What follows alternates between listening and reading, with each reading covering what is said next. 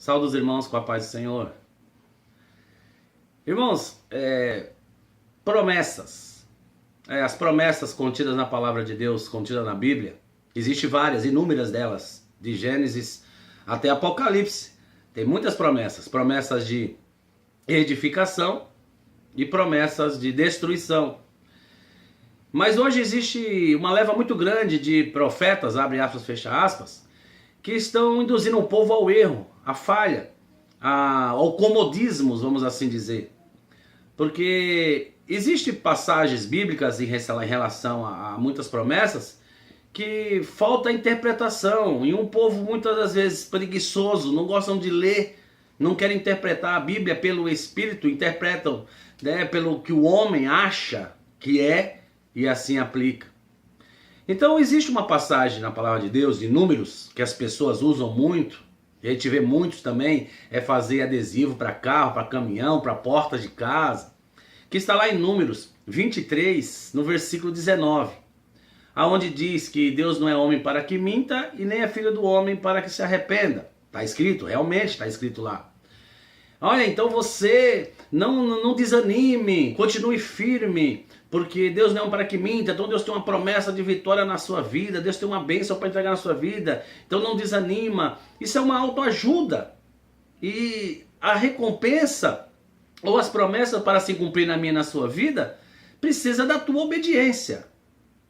Então, se você pegar na mesma passagem, Deus realmente não é homem para que minta e não é filho do homem para que se arrependa. Mas um versículo, está é Números 23, do 19 até o 21. E no 21 você vai ler por que ele falou dessa forma, o profeta. O profeta falou dessa forma. Porque ele não viu iniquidade em Jacó. Ele não viu pecado em Israel. Por isso que Deus falou que a promessa que era para se cumprir, iria se cumprir. Não tinha como revogar. Porque ele não viu pecado, ele não viu falha, não viu erro ali em Israel e em Jacó. Então falta interpretação. Então esse negócio, Deus não se arrepende, ele se arrepende sim. Ele se arrepende e a Bíblia mostra claramente isso, que ele se arrepende. Quer ver uma parte? Gênesis capítulo 6, lá naquela criação, lá naquele momento lá de Noé, antes do dilúvio, pouco antes do dilúvio.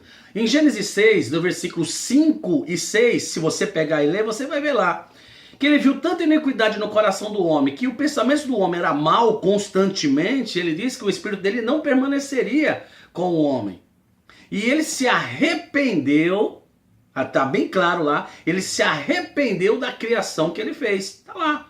Ele se arrependeu de ter feito o homem. Ele se arrependeu de ter feito as coisas, porque o coração do homem é mau. Então como é que você vai dizer que Deus não se arrepende? Ele se arrepende sim. E é claro na palavra. Quer ver uma outra passagem que fala de arrependimento? Igreja, é só querer ler. Não é pegar versículos, pegar passagens que agradam o seu coração e aplicar no seu dia a dia. Não é assim. Você tem que ler, você tem que meditar, você tem que ver o contexto, o texto, como é que Deus está falando, explicando aquelas coisas. Falar em promessa, outra coisa que eu escuto sempre: quem tem promessa de Deus não morre antes de acontecer. Que conversa fiada é essa? Que conversa mentirosa é essa? Porque se você pegar em Números 1, no versículo 45, lá fala que foi enumerado o povo que saíram do Egito para a terra prometida, Canaã, saíram do Egito, de 20 anos para cima, homens de 20 anos para cima, eram 603.550 pessoas, mais ou menos de 20 anos para cima. Todos eles tinham uma promessa. Todos eles tinham uma promessa de entrar na terra prometida. Entraram na terra prometida, não morreram no meio do caminho. Em um só dia mais de 20 mil homens morreram, tragados pela areia do deserto. Por quê? Por causa da desobediência. Por quê? Por causa do erro e da falha. Igreja, você gostar de se enganar, é se enganar, é se iludir com as coisas.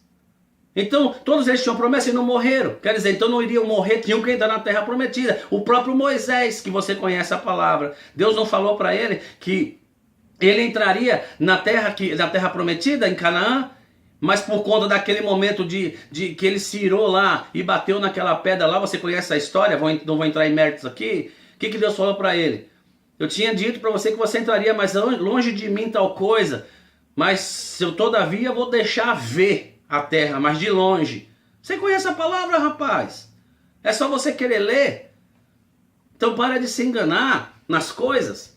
Jeremias, no livro de Jeremias 18, lá naquela parábola do oleiro, se você pegar e ler, você vai ver lá que Deus fala, quando eu disser a uma cidade que eu vou edificar, que eu vou fazer aquilo e acontecer, e essa cidade se perverter, essa cidade desobedecer, eu também vou me arrepender do bem que eu iria fazer.